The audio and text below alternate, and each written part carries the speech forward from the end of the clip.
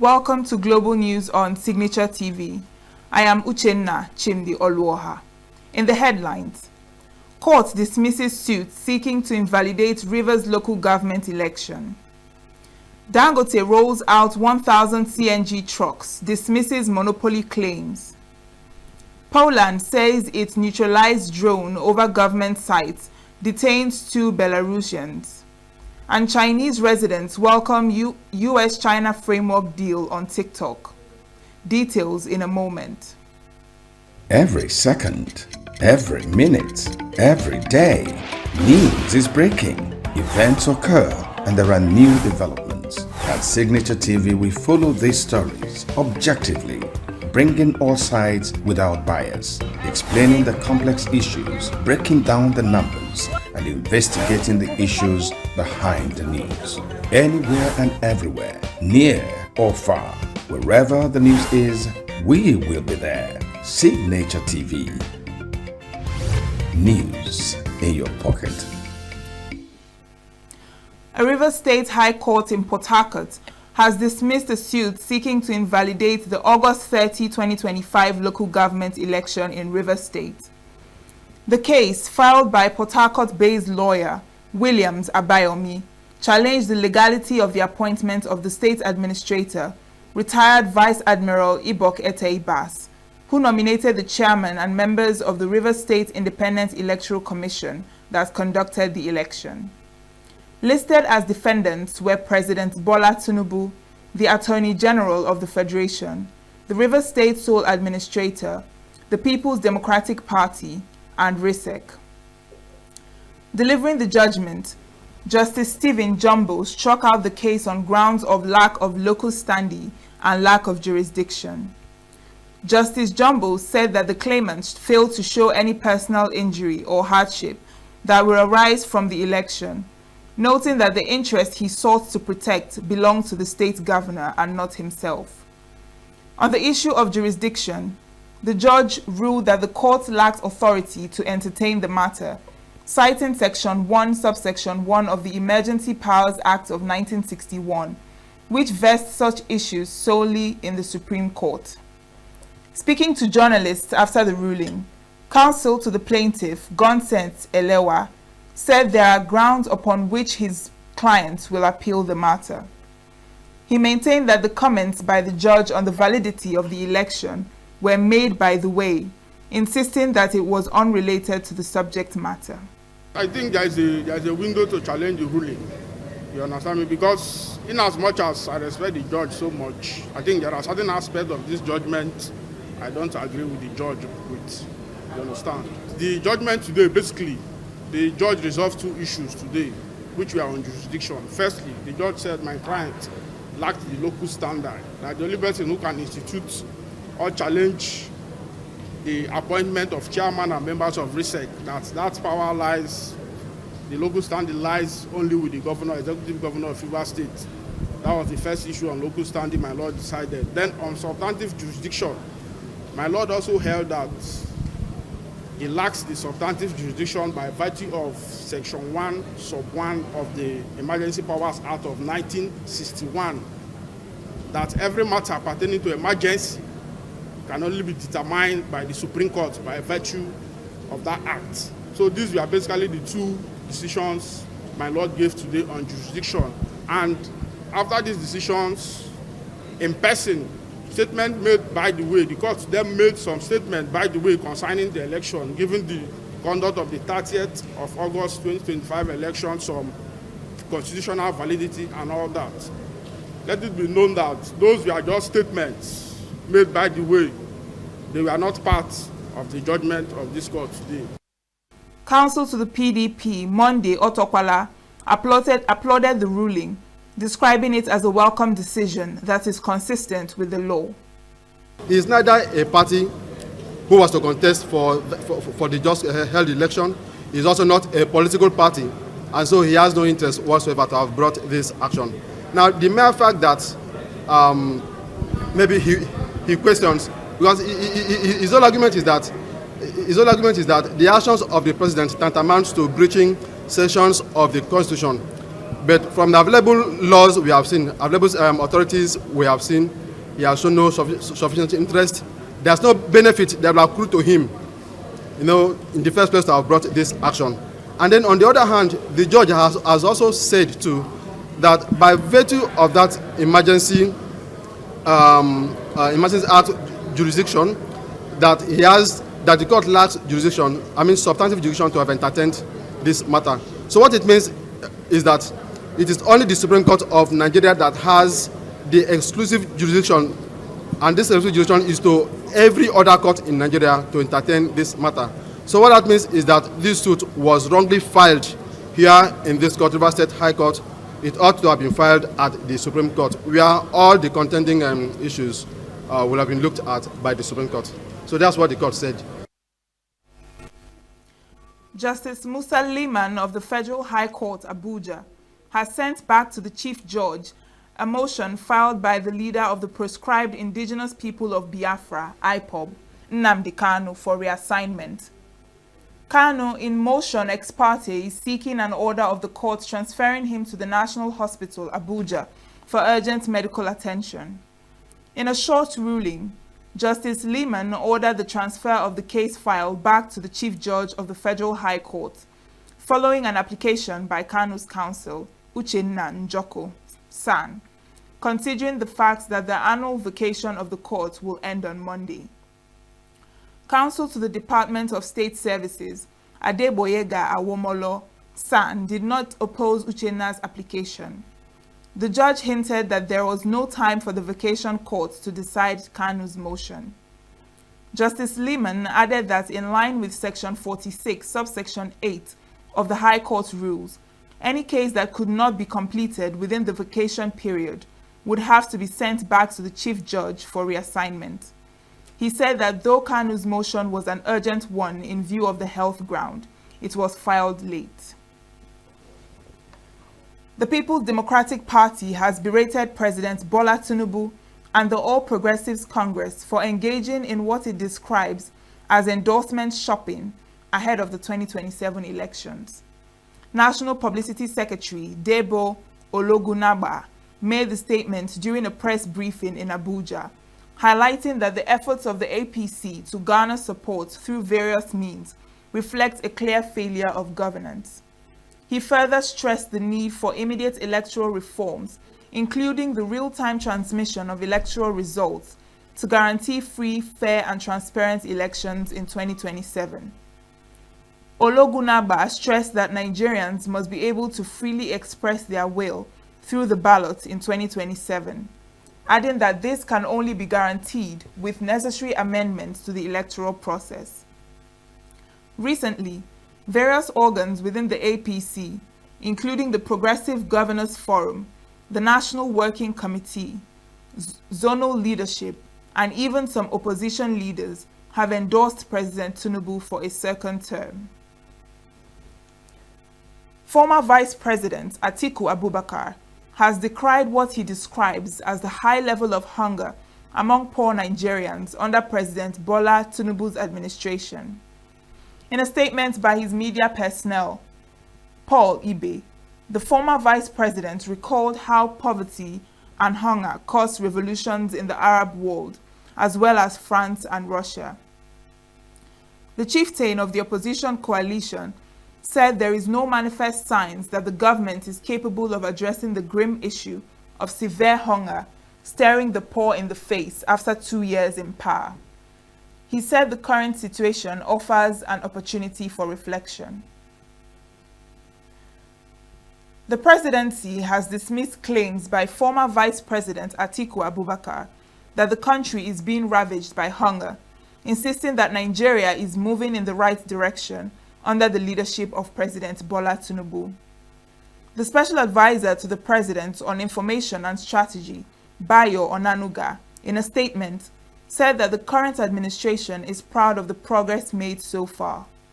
He insisted that many of the challenges being resolved by the present regime were created during the years of the People's Democratic Party when Atiku served as vice president. Onanuga claimed that the former vice president Atiku Abubakar and his handlers are out of touch with the positive developments currently unfolding in the country, and that their comparison of the situation in the country with the unrest in France before the 1789 revolution or the 1917 Bolshevik revolution in Russia is grossly misleading. The Abia State government has called on residents to continue to desilt blocked drainages for free flow of rainwater following the early warning flood alert by the Nigerian Meteorological Agency, NIMET. The State Commissioner for Information, Oke Kano, who disclosed this in Umuahia while briefing newsmen on the outcome of this week's State Executive Council meeting, chaired by Governor Alex Oti, told the residents to key into the state government initiative to make Abia the cleanest state in Nigeria. The commissioner also revealed that the state government has introduced the sanitary inspection services, which was officially launched sometime in August 2025, and that the inspectors had visited about 4,500 premises, cutting across 85 communities in the state. As the case may be, free from being blocked. SLTV is working around the clock in several parts of Aba and Omaya to ensure that blocked drains are free from flooding. Also know the devastating effect of blocked drains when it rains, and the kind of rains we have these days. We don't pray for our drains to be blocked, whether it's in Omaya, in Aba, or any part of the state. So SLTV is working around the clock to free these drains, and we are using this opportunity to appeal to Abians to ensure. The State Commissioner for Environment, Philemon Obonna, warned the sanitary inspectors against using their positions as an avenue to extort money from citizens, saying they must insist on the payment of established fines for environmental default. What we have done is to bring it back. So sanitary inspectors go from house to house to inspect. The communities are involved. Don't forget that this service is local government domiciled. It's domesticated in the various local government areas, and that is why communities, villages are involved. What the state government is doing is to make sure, as a government, to reintroduce the service to our locality. So both community leaders, traditional rulers, everybody ought to be involved. The modus operandi is, if sanitary inspectors are coming to this village, they should notify the villagers and say we are coming, and the people will get ready. It shouldn't be a message to them tomorrow they go. Give them advance notice so that they can keep the environment clean. Following the state government's decision to go green, the State Executive Council approved the statewide tree planting campaign in view of the environmental benefits. The Independent National Electoral Commission has opened registration for ad hoc electoral staff to serve at the Anambra State governorship election. INEC announced in a notice on its X handle that the application, which starts this week, will end on October 5th, 2025, and that the applicants must be residents of Anambra, Delta, Enugu, or Imo states, except RACTEX, who must be INEC ICT staff. It explained that to be eligible, applicants must not be members of any political party and must not have publicly demonstrated support for any candidate or party. INEC added that interested and eligible applicants can register online via the web portal or through the Android mobile app. It clarified that applicants for RATIC positions are reserved for suitable INEC ICT staff at the state and headquarters who are not engaged in other election duties. The recruitment comes as INEC prepares to conduct the off-cycle Anambra governorship poll scheduled for 8th November 2025. Up ahead, SSANU, NASU issue 7-day strike notice over earned allowances and others. Bandits abduct 40 in Zamfara Mosque as peace deal collapses. Details of these and more after the break. We are local. The international community is observing every Where the main market is in chaos. People are... We are national.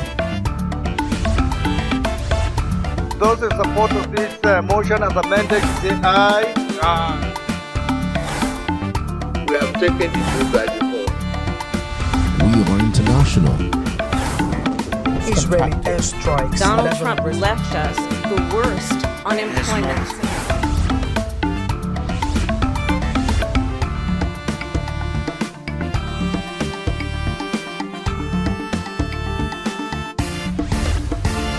Signature TV, news in your pocket. The Senior Staff Association of Nigerian Universities, SANU, and the Non-Academic Staff Union of Educational and Associated Institutions, NASU, have issued a 7-day ultimatum to the government over unresolved issues affecting non-academic staff in universities. In a letter signed by the President of SANU, Mohammed Ibrahim, and General Secretary of NASU, Peters Adeyemi, the two unions condemned what they described as unjust disbursement of earned allowances to university staff, the non-payment of outstanding allowances, and other unresolved issues. The letter highlighted the urgent need for intervention in outstanding labor matters affecting their members.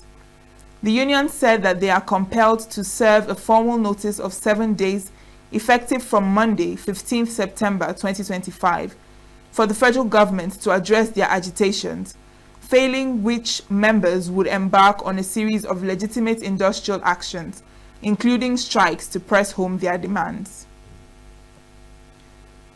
The Nigerian Electricity Regulatory Commission, NEC, said average electricity available to the national grid dropped to 5,514 megawatts in August 2025, down from 5,577 megawatts recorded in July.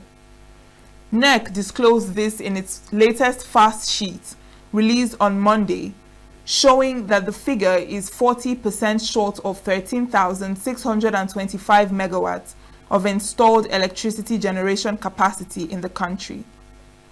NEC data show that average hourly generation during the month was 4,106 megawatt per hour, indicating that only 74% of available electricity generation capacity was utilized. This data show that Nigeria's power is witnessing increased stranded and underutilized power when compared with the 4,340 megawatt hour delivered in July 2025. A delegation of Chinese investors has unveiled plans to collaborate with the Benue state government on the Alia Palm project, a large-scale initiative aimed at revitalizing the state's oil palm sector. The investors commended Benue's fertile soil and favorable climate, noting that their extensive agro-industrial experience across Asia and Africa positions them well to support the project's success.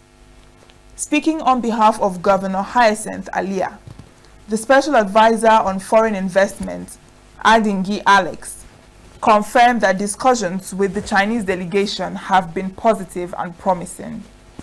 The goal, he said, is to generate employment, boost state revenue, and empower local farmers. Governor Alia pledged to provide land, infrastructure, and investor-friendly policies while ensuring that the interests and rights of local communities are protected. The proposed partnership will span the entire palm oil value chain, including the development of expansive plantations, state-of-the-art processing facilities, and value-added services. Bandits in the early hours of Monday attacked a mosque at Gidan Turbe village in Safe local government area of Zamfara state, abducting no fewer than 40 worshippers. The attack came barely hours after a similar one at Godai village in Bukium local government area of the state, where 10 persons were kidnapped. Community sources in Zamfara said the attack on the mosque occurred during the prayers at about 5:30 a.m., when the gunmen surrounded it and whisked away the worshippers at gunpoint. Local sources disclosed that the abductors later moved the captives into the forests around Gohori Axis in Safe local government area. The attack, according to stakeholders, signaled the collapse of the peace deal which the Katsina and Zamfara states had with the bandits terrorizing the northwest. Nigeria's headline inflation rate has declined for the 5th consecutive month, dropping from 21.12% in August 2025, according to data from the National Bureau of Statistics.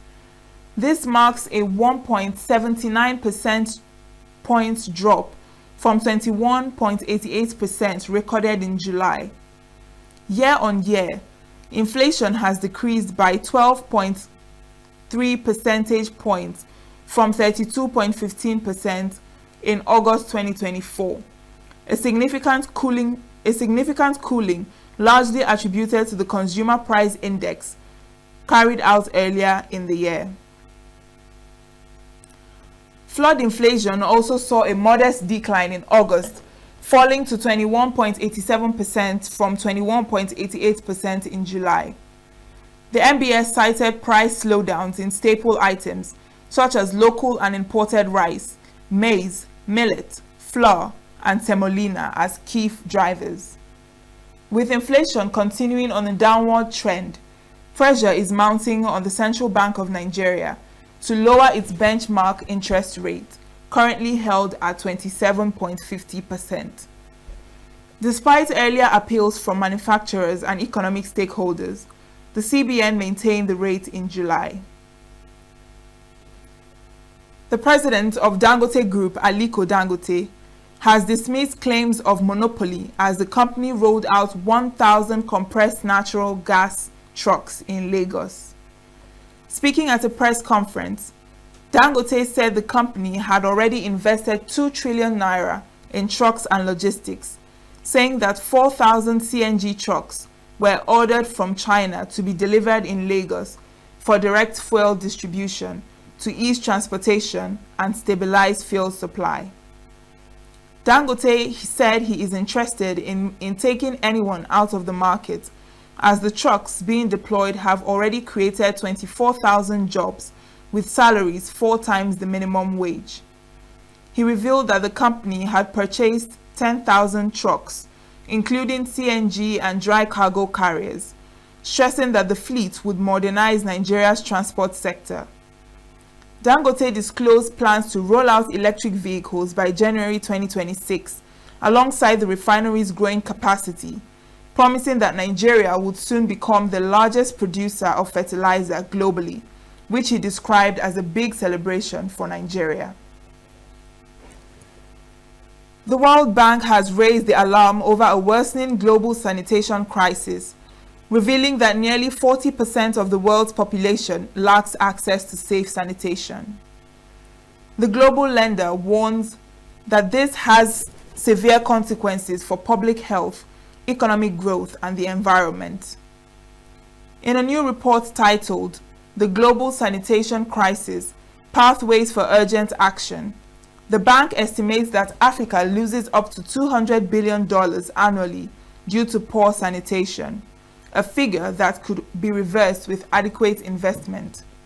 According to the report, the crisis, worsened by rapid urbanization and weak infrastructure in Africa, leads to deadly diseases like cholera and diarrhea, especially among children under 5.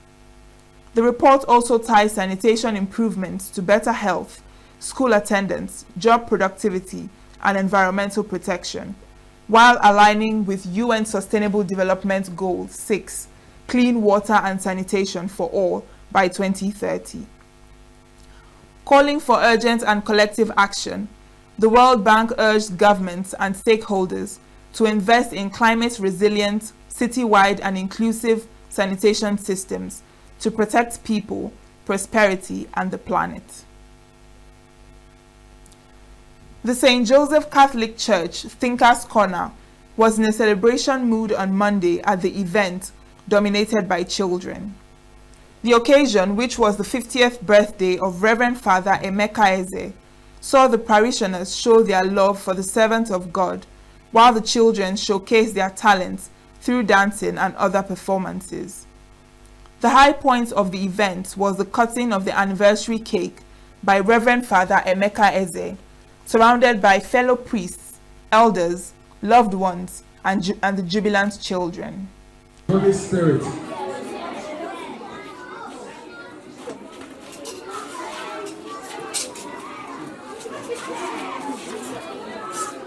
in the name of the Father, and of the Son, and of the Holy Spirit. Amen. Happy birthday to you. Happy birthday to you. Happy birthday. Happy birthday. Since I became a priest, I've always loved to be with children, praying with them. Many times I organize prayer section with them and go to desert and pray with them. So I remember when I was growing, my mom used to teach me how to pray. And from getting closer together with them, I try to teach them what they're supposed to know, so that as they grow up, they will have fear of God. So I feel that they are angels on earth. So that's why I like staying with them, because they are free-minded. They don't think evil because they are still young. So remember what our Lord Jesus Christ said in the scriptures. Do not chase them away, that the kingdom of God belongs to such children like this. So that's why I embrace them all the time. I like them to be around me all the time. Thank you. Those at the event, including fellow priests, shared heartfelt stories and expressed their deep appreciation for the impact the celebrant has had on their lives. Holy Spirit. And it's our prayer that today that he's celebrating his birthday, that God will continually bless him for us, grant him good health of mind and body, and then the strength to continue to walk in his vineyard. Yes, we're very happy and we say bravo to him. Happy birthday and many, many more years in good health and long life. Because this man is a man that you can always trust. You can always emulate. Excuse me. He's loving, caring. He never sees anybody suffering and leaves him alone. Our problem is always his problem. That's a man very rare to find in today's world. I feel happy about Father Emeka Eze birthday. Children love him so much because of his good friend. The celebration at St. Joseph Catholic Church was not just a commemoration of Father Emeka's life, but also a reflection of the strong bond within the church community. Still to come, Mexico's first female president honors heroines in historic El Grito independence ceremony. Russia practices cruise missile launches over Barents Sea in Zapad drills with Belarus. Do stay with us. Every second, every minute, every day, news is breaking, events occur, and there are new developments. At Signature TV, we follow these stories objectively, bringing all sides without bias, explaining the complex issues, breaking down the numbers, and investigating the issues behind the news. Anywhere and everywhere, near or far, wherever the news is, we will be there. Signature TV. News in your pocket. Poland State Protection Service has neutralized a drone operating over sensitive government locations, including Parkowa Street and Belvedere Palace, said Prime Minister Donald Tusk on X, amid heightened regional tensions following recent airspace violations. 2 Belarusian citizens were detained in connection with the incident, and police are investigating the circumstances of the incident, Tusk added. Poland shot down Russian drones last Wednesday in the first known action of its kind by a member of the Western military alliance during Russia's war with Ukraine. Days later, Romania scrambled jets when a Russian drone breached its airspace. Chinese residents welcomed news on Monday of a framework agreement between US and Chinese officials to switch short video app TikTok to US-controlled ownership that will be confirmed in a Friday call between US President Donald Trump and Chinese President Xi Jinping. I think it's a good thing that they, Americans, can continue to use TikTok. But I also think they, ByteDance, shouldn't have to transfer equity, because for a foreign company to do business in another country is actually a very normal thing. This should be a principle we follow under free trade. You shouldn't say that just because a company wants to do business in a certain country, it must hand over equity to that country. I think this is something that goes against the rules. I think it's a good thing that they, Americans, can continue to use TikTok. But I also think they, ByteDance, shouldn't have to transfer equity, because for a foreign company to do business in another country is actually a very normal thing. This should be a principle we follow under free trade. You shouldn't say that just because a company wants to do business in a certain country, it must hand over equity to that country. I think this is something that goes against the rules. The potential deal was on the popular social media app, which counts 170 million US users, was a rare breakthrough in months-long talks between the world's #1 and #2 economies that have sought to defuse a wide-ranging trade war that has unnerved global markets. Aside from TikTok, the US has cited national security concerns to block shipments of semiconductors and other advanced technology to China, and ban Chinese products that Washington has concluded could be used to spy on Americans or gather intelligence. Trump has repeatedly expressed interest in a meeting with Xi, and China is trying to woo Trump to Beijing for a summit. US Treasury Secretary Scott Bessent said it was up to the leaders to discuss whether to meet during Friday's call. Mexican President Claudia Sheinbaum made history on Monday as the first woman to lead the country's Independence Day ceremony, delivering the traditional Grito de Dolores from the National Palace balcony. Sheinbaum rang the ceremonial bell at 11 p.m. and honored Mexico's heroes, including independence figures Miguel Hidalgo and Jose Maria Morelos, as well as anonymous heroines, indigenous women, and migrants. She also celebrated freedom, democracy, justice, and sovereignty, ending with 3 resounding cries of Viva Mexico. The event, marking the 215th anniversary of the 1810 call to arms, was attended by thousands in Mexico City's main square. Sheinbaum, who took office in October 2024, was accompanied only by her cabinet and husband, making the ceremony notably austere compared to previous years. Sheinbaum's ceremony emphasized inclusivity and social justice, reflecting her administration's priorities. Mexico gained independence from Spain in 1821, following the rebellion sparked by Hidalgo's call in 1810.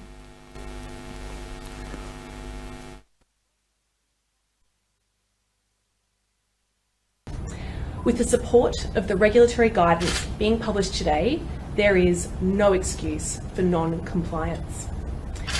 Platforms must take reasonable steps to detect and deactivate underage accounts, to prevent re-registration or circumvention, and to provide an accessible complaints process for their users. We will always keep backing Australian families and keeping Australian kids safe. We cannot control the ocean, but we can police the sharks, and today we are making clear to the rest of the world how we intend to do this. Adults should not see huge changes to the platform, and that's why we put into the regulatory guidance that we think it would be unreasonable if platforms re-verified everyone's age. We want them to focus on the under 16s. We know that they have the targeting technology to do this. They can target us with deadly precision when it comes to advertising. Certainly they can do this around the age of a child. Now, it may be a surprise to some that the guidance does not mandate a single technology approach to age assurance or set a required accuracy rating for age estimation. On the contrary, it suggests a multi-layered waterfall approach. We want these rules and the delivery of these laws to be as data minimising as possible, to make sure that people's data is as private as possible. And I would say that the reason we're not asking everybody to verify their age is because these social media platforms know an awful lot about us of our own volition. And if you have been on, for example, Facebook since 2009, then they know that you're over 16. There's no need to verify. Russian Tu-160 strategic bomber planes performed combat training missions over the Barents Sea during joint military exercises with Belarus and practiced launching cruise missiles, the Russian Defense Ministry said on Tuesday. Russia and Belarus are wrapping up 5 days of war games, codenamed Zapad West, in a show of force that they say is designed to test combat readiness. The drills, taking place days after Polish and NATO forces shot down Russian drones that entered Polish airspace, have unnerved some neighboring countries. Poland has temporarily closed its border with Belarus as a precaution. The Russian Defense Ministry said the nuclear-capable bomber planes flew over neutral waters of the Barents Sea, north of Scandinavia, for about 4 hours, escorted by the MiG-31 fighter jets. Taiwan's Defense Ministry on Tuesday launched its newly updated Civil Defense Handbook, saying the aim is not to cause panic but to get people prepared now, just in case there is a crisis like an attack by China, which views the island as its own territory. The new handbook, which Reuters reviewed last week, gives a list of scenarios Taiwan might face, from natural disasters like tsunami to an all-out invasion, and is the third edition after the first being published in 2022. Shen Weishi, director at the Taiwan military's All-Out Defense Mobilization Agency, told a news conference at the Defense Ministry that 5,000 hard copies will be printed for distribution initially, while it can also be downloaded online. Why are we releasing this handbook during a time of peace?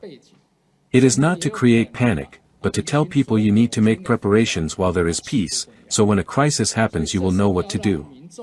The earlier you are prepared, the earlier you study the booklet, the earlier you will be safe. In the case of the Chinese military invading Taiwan with force, it could be hard for civilians to distinguish between our soldiers and the Chinese soldiers due to long distance, the environment, and background. The Chinese soldiers could even dress in our uniforms to mislead Taiwanese people. It also includes instructions on how to listen to the radio in case the internet goes down, the use of landlines for dedicated government hotlines, and advice on going to police stations or neighborhood government offices to get verified information if radio broadcasts are inaccessible. Australia has urged social media companies to use minimally invasive tools like AI and behavioral data to help enforce its upcoming ban on users under 16, set to take effect in December. Safety Commissioner Julie Inman-Grant said platforms don't need blanket age checks, as they can infer user age from existing data. The ban, which now includes YouTube, follows global concern over social media's impact on youth mental health. Communications Minister Annika Wells called on tech giants to take reasonable steps to detect and remove underage users, prevent re-registration, and provide clear complaints processes. She stressed there is no excuse for non-compliance given their vast resources. The law was passed in November 2024, giving companies until December 10, 2025 to fully implement the ban. NATO's Arctic Light 2025 military exercise is currently underway off the coast of Greenland, with over 550 soldiers from Denmark, France, Germany, Sweden, and Norway participating in the 10-day drills aimed at enhancing operational readiness in the Arctic region. The Danish Armed Forces, the Greenlandic government, and the Joint Arctic Command are coordinating the exercise, which features the Danish frigate HDMS Niels Juel, F-16 fighter jets, EH-101 helicopters, and Special Operations Forces. Chief of Joint Arctic Command, Major General Søren Andersen, told Reuters on Monday during the exercises that the Danish defense has the task to defend the Kingdom of Denmark, and that includes also Greenland and the Faroe Islands. He added, in order to defend Greenland, we have to train in Greenland. France has deployed the support vessel FS Garen along with drones and mountain infantry, while Germany is contributing observer teams. Key activities during the drills include the boarding of vessels, infrastructure protection, drone deployment, search and rescue operations, marine environmental protection, and disaster response. Greenland's strategic importance has come into sharp focus following renewed interest from former US President Donald Trump, who has said he wants the United States to take over the island for reasons of national and international security, and has not ruled out the use of force to do so. The Danish defense has the task to defend the Kingdom of Denmark, and that includes also Greenland and the Faroe Islands, and that is what we are going to do. So in order to defend Greenland, we have to train in Greenland, and that's what we are doing this last week and also this week where we train that. They can do that. It's part of the 51 treaty that they have the possibility to expand their activities up here if they want to or need to, and I don't think that would be a problem. I think all of us that works in this business think that Russia will use resources elsewhere than Ukraine, and it will also be in the Arctic area, I think. So there's a threat, not a threat today, but a future threat we are looking into. This is entertainment news. Denari and Tracy have become the latest housemates to be evicted from the Big Brother Naija show. Show host Ebuka Obi Uchendo announced Denari as the first eviction of the night, followed by Tracy. During his post-eviction interview, Denari was asked about his relationship with Doris, who was evicted the previous Sunday. On his next move after the house, Denari said he is open to exploring all opportunities in the entertainment industry and jokingly mentioning Ebuka's job as the host of Big Brother Naija.